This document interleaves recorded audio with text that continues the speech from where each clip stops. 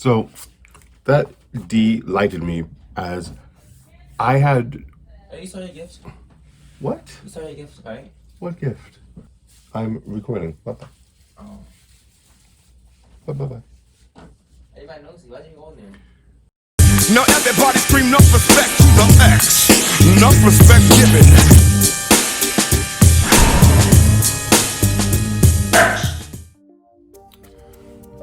What's up, YouTube? It's NG, the Neon X, and I'm back.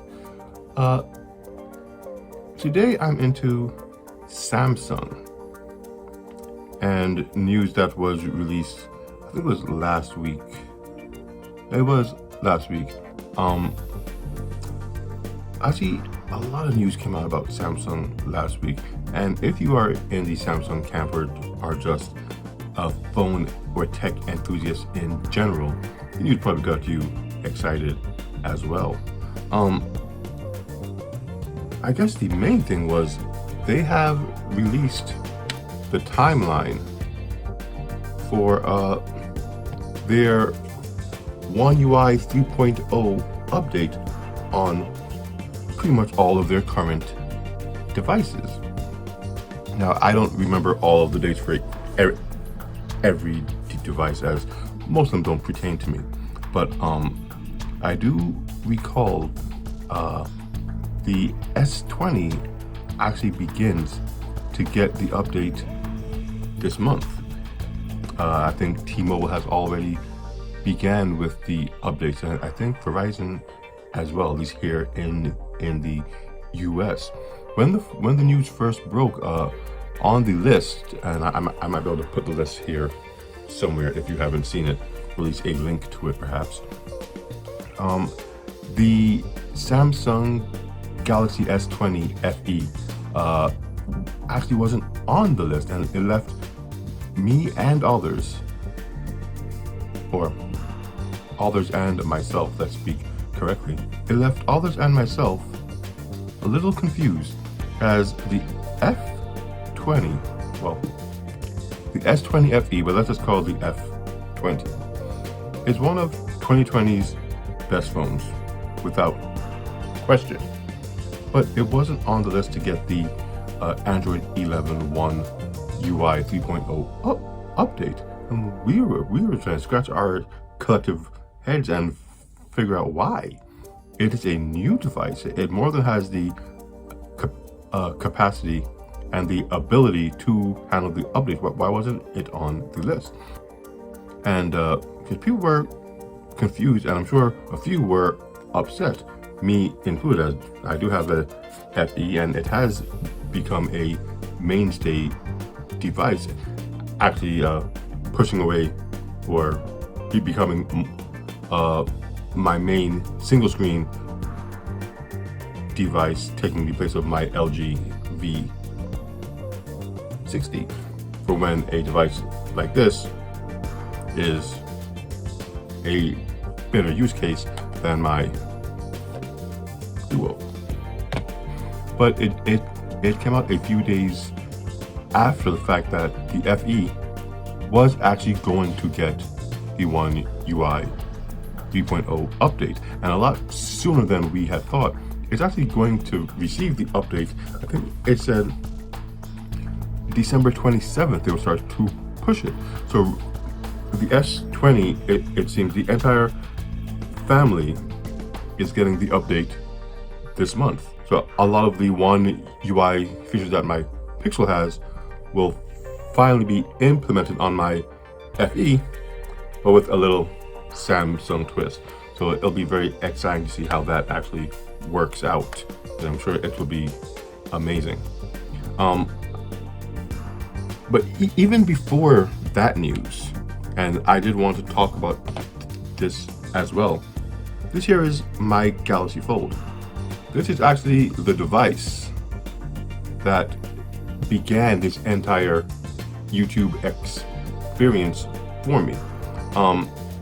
When this phone came out, there was a lot of negative backlash towards the phone. They were concerned with the price, the durability, the fact that the first batch had to be recalled due to issues with the screen on the inside. I mean, all very valid complaints. But because of those issues, there was a negative stigma attached to the device, and it was pretty much thrown to the wayside as somewhat of a failure. I mean, of course, we know now that a failure it was not. When it was released, the issues were addressed, those concerns were looked into and taken care of to the best of their ability. And now we're up to the Z Fold 2. But my Z Fold 1 still functions as good as the day that I got it. All of those concerns have been set aside. I personally didn't have them, but for those that did, here is proof that you can have the Gen 1 Galaxy Fold with no issues. I've never had my screen break or tear or anything along those lines at all. The phone, it functions just as good now, maybe even better now than it did when I first got the device. Because of course there have been security updates and patches and other things along those lines. And all that to say, when the Z Fold 2 came out, there were certain features that that device had that I had wished were on my personal Galaxy Fold, because it was features that I didn't see why it couldn't be implemented on this. And they had said that they were going to, as they say, trickle some of the features down to the original Fold. We just didn't know when. Well, the Z Fold 2 came out, was it September? Yeah, I think it was September, right? And a few months later, I think it was around 2 weeks ago, the original Fold finally got an update. They finally brought some of the features from the Galaxy Z Fold 2 down to the original Fold.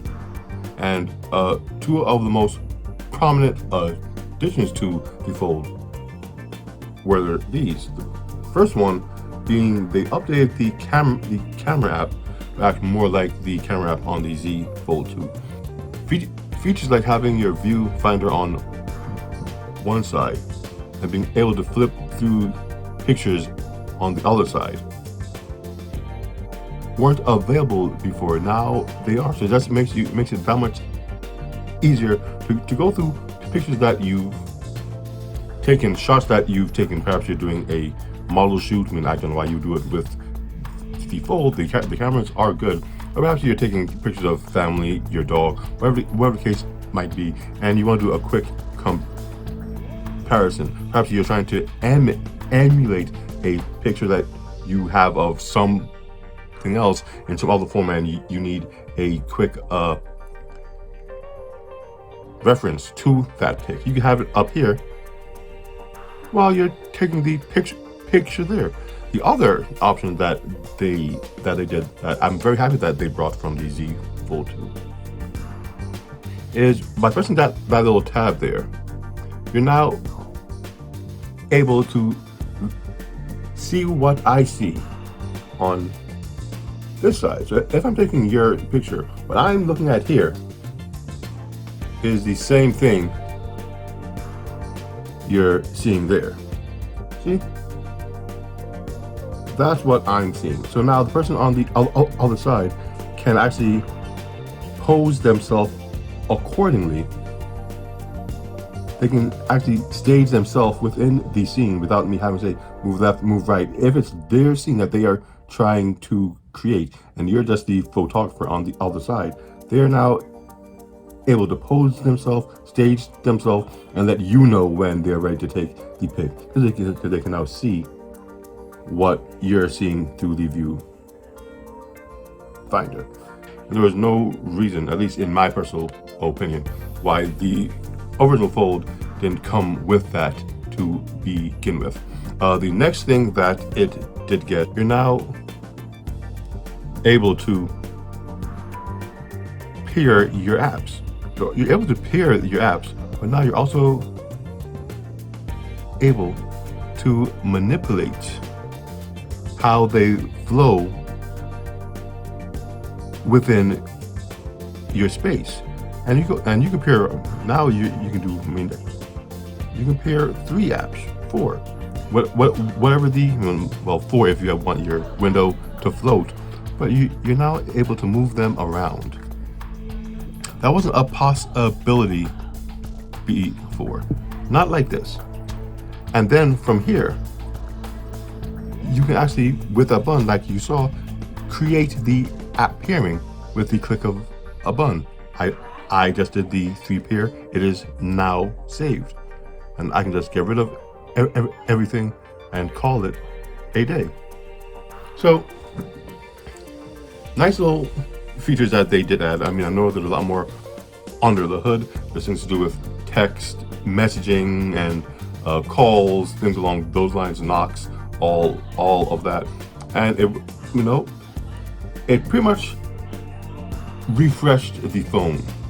For those who were on the fence about getting a Z Fold 2, if they already had a Z Fold 1 and they decided to go in a different direction, or they couldn't afford to go in that direction, now they don't feel so left out, because the original Fold, as long as you kept it in good working order, pretty much functions like the Z Fold 2 in most aspects. Yes, the hinge isn't the same, so those very specific hinge features that the Z Fold 2 has, it's obvious cannot be properly emulated with this type of hinge that is, this hinge flops. It's just what it is.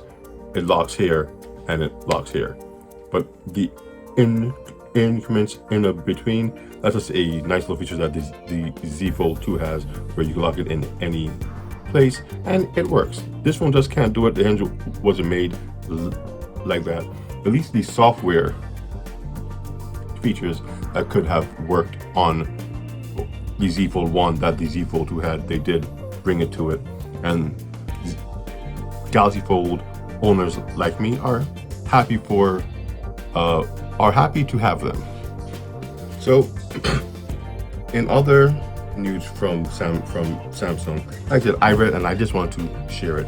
In other news from Samsung, it has been verified that they are indeed going to release a Z Flip Lite. No, I don't know if that will be the name. It might be, it might not be, but the fact that they go with all these light editions of their phone, pretty much the same, well, not the same, a similar build, similar features, but not exactly, but it gives you pretty much the idea of what it would be like to use the more high-end version of the device. The Z Flip Lite is supposed to come out first quarter of next year. I had the Z Flip when this entire pandemic thing began. It was a wonderful device. I love the color. It came in purple, and that was one of the main selling points to me. I haven't had a purple phone in a while, and if you know me, I do love the color purple. The phone itself was great, but it came down to, it was a showpiece phone. It had the chipset, it moved smooth, but it pretty much was a S20, or was it S20? No, let's call it S10 that could fold in half. So it did have some of the cool features from the Z Fold 2. Yeah, I'm getting the names of these things confused, because it was the first one to have the hinge that could stay taut at any point. So you did have a feature where you could put the phone down and watch something, and angle the screen to yourself. It had a feature where when it was in this full mode, the bottom part of the screen would become controls for you to flip through your pictures. Things like that. Very cool implementations for a L shape on the phone. And of course, they moved that tech to the Z Fold 2, and now you have a larger screen that can do those things. But the Z Flip was just a cute little phone to have. It didn't offer anything exceptional outside of the fact it could fold as far as mobile phones went. But the fact that it could fold, it did a much better job than its competitor, the Razr phone. It was just the folding flip phone to get if you're in the market for one. It was a bit pricey though, at what I think it was $1,300. Yeah, $1,380 I think was the price. And people did complain that, you know, for that kind of money you could get the much more powerful, I think it was the Note 10 Ultra, is that it? Yeah, it was the Note 10 Ultra or S20 Ultra. I mean, there were phones with a lot more power and even more prestige than the Z Flip, and so the price they were asking was kind of high. The Z Flip didn't even have 5G, and yes, that is a buzzword, but it's a future-proof buzzword. If your phone does have 5G, you were ready for when 5G was actually turned on in your area, and you'd be able to take advantage of those great new speeds. The original Z Flip didn't have any of that, and they were asking a really high price for the folding tech. Well, the folding tech has become more common, so the price of these things is beginning to go down. If you look at it, the Z Fold 2 is the same price as the original Z Fold, but it does have a 5G modem in there. It has the ultra thin glass in there. It has the new hinge in there, so it has newer tech in there, but they were able to keep it at the same price. Something changed. I mean, true, the original Fold did come with Galaxy Buds, and it did come with a case, well, a snap-on case. I mean, the case did its job. It did protect the phone, not as good as this, but it did work. The new one didn't come with any of that, but they kept the price the same as the original because it came with the newer tech. So that means the price of something went down, and that would be the folding tech. And all of this to say is they now have a Z Flip Lite coming out, and it's going to be a Z Flip 5G. That's the new Z Flip that was announced, not in purple for some reason. I don't know why. And this new Z Flip, from what I understand, it might not have an outside screen at all. It will use a less powerful chipset, but you still get the folding tech that is a draw to most people. Most people don't have a folding phone because the prices are outrageous. That's just the truth of it. A high-end folding phone is $2,000 and up. I mean, if you don't mind getting a original Z Fold, you can get one of these for about $1,200 now, new. Use $1,000, actually $800 to $1,000 used. So if you don't mind going first gen, you actually could get into the whole folding phone. You could actually get into the whole folding phone mobile space. But if you want the newest folding phones out there, you are paying an arm and a leg and maybe an internal organ or two, because the prices start at $2,000 for the tablet folds anyway, and go up easy to $3,000 and change depending on the phone that you're trying to get. Because there's Samsung and Huawei and I think one or two other companies that are trying out these folding devices, and they are not cheap. So the fact that Samsung is even trying to do a Z Flip Lite tells you that the folding phones are really going to take off sooner than later.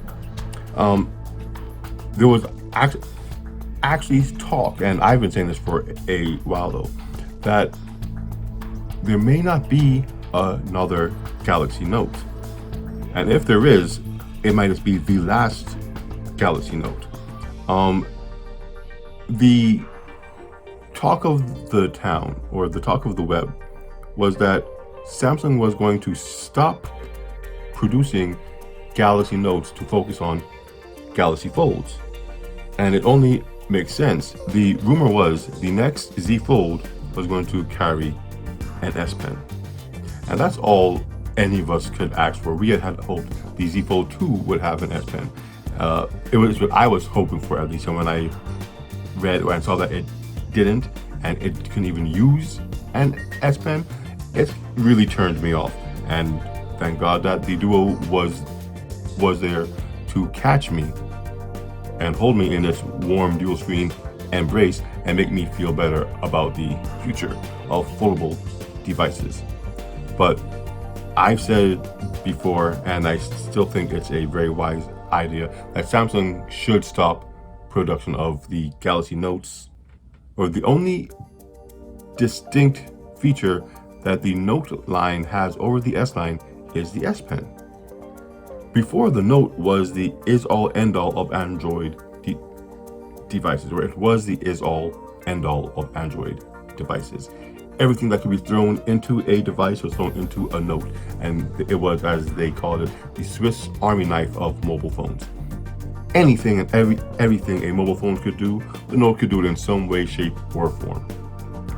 And if you didn't want to pay the price tag for a Note, you went with the S. It wasn't as powerful as the Note. It didn't have as many features as the Note, but it was still a damn good phone. So one came out at the beginning of the year, one came out at the end of the year. So each phone had its time, and you knew where you stood. It's either you were a Galaxy S guy or you were a Galaxy Note guy.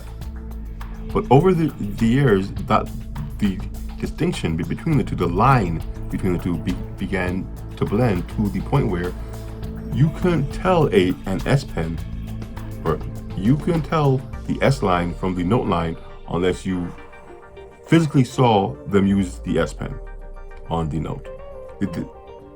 Both of them had the same feature set, the same chipset, same cameras. There was nothing there. So I had said for a while, since the S10 came out, since the Note 9 was released, which to me is still probably the last real Note phone to come out. The the Note 8, I never upgraded to the Note 9, though I probably should, just for nostalgia's sake. But to me, that was the last one because it was the last one to have every feature you could have. It had the headphone jack, it had the iReader and the scanner and all kinds of stuff. Then they moved up to the Note 10, lost stuff. We moved to the Note 20, lost even more. It just didn't make sense. So them saying that they might kill the Note line and feature and focus on folds is just a smart move to me. Especially with the fact, like I said, that the fold or the new folds will use the S Pen. To be able to open up your device and have all this entire canvas to write on, well, that'd be a thing of beauty. I mean, I've always said I need my devices that I carry around to be able to write something down.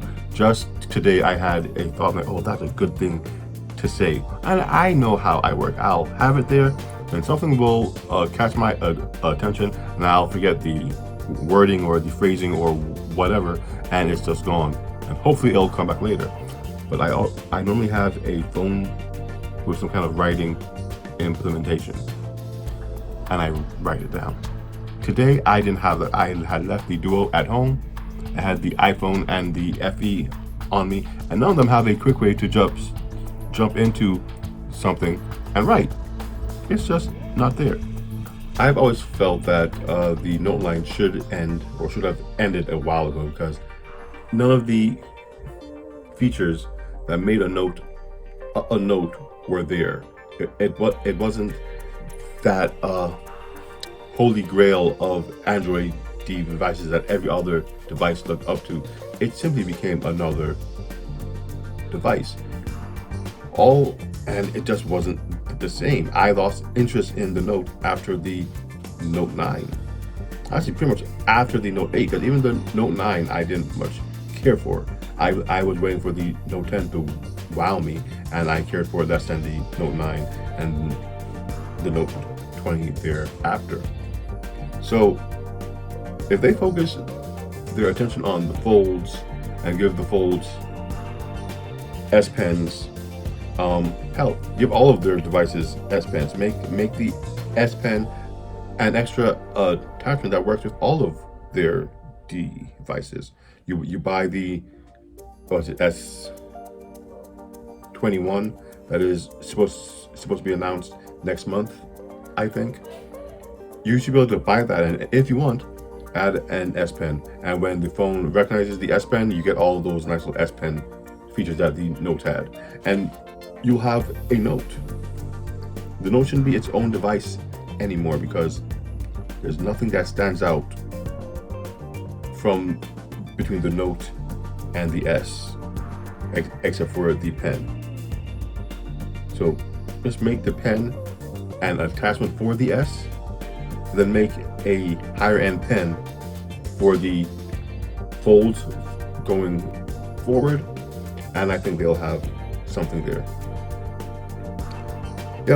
Yeah, that's all I wanted to discuss. Samsung had a pretty good week, a pretty full week of announcements, and none of them were negative like before when that guy died. It was maybe a month or so ago that the chairman of Samsung, Lee Kun-hee, died. So they're saying that with his death, it could spark some kind of change in how Samsung does business. Not everyone agreed with his practices. He was pardoned from white collar crime twice during his tenure there. I mean, if there's a change, let's hope it's a change for the better, not for the worse. So after Steve Jobs died, many would argue that Apple hasn't been the same since. They've changed. They have. Some think for the good, some not so much. But they're definitely a different company today than they were then. So perhaps Samsung is headed for a similar change in how they structure things, what they bring out, how they work as such a powerful entity in the electronic space as a whole. So it's very interesting it will be very interesting to see what comes out of all of this. Last but not least, as I think I just said a little bit before, the S21 is going to be announced next month, a good month or two earlier than normal. I think they normally announce the S phones in the spring, like March, April, something along those lines. But because of whatever, maybe it's COVID or maybe it's faltering sales, they were able to push this release up to get and start the hype train going for the device. One can hope that it's a significant improvement over last year's offerings. I mean, I was never a fan of the S line ever. I think I had the S4 and I sold it. So here's one that the S21 offers something, at least to pique my interest. But I know that Samsung has it within them to make amazing devices and very smart software. So let's see what they have there. If they do add an optional S Pen, that would be amazing. That would make me want to at least look into the device beyond reading the articles and playing with it in a store when it comes out, might actually decide to try and get one of them just to see how it functions as a note. But that would be very fun. But yeah, that's pretty much it. Just me. Like I said, I wanted to talk about Samsung and what they've been doing because I'm a fan of Samsung and the wealth of news that just dropped in such a short period of time. So with that said, my name is NG, the Neon X, and Samsung and the future of their mobile space. This is what I'm into.